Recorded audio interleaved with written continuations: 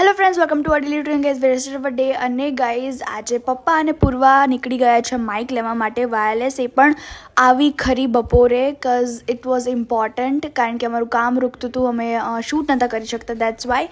And they have got wireless mic from here. અને હું એટલે નથી ગઈ કારણ કે મારાથી ગરમી સહન નથી થતી અને પૂર્વાના પપ્પા સહન કરી શકે છે.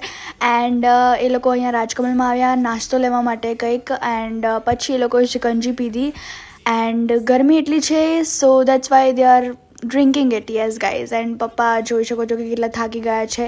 એન્ડ પૂર્વા પણ બહુ થાકી ગઈ હતી. પછી એ લોકો ઘરે રિટર્ન થઈ ગયા અને તમે જોઈ શકો છો કે બધો સામાન લઈ લીધો છે.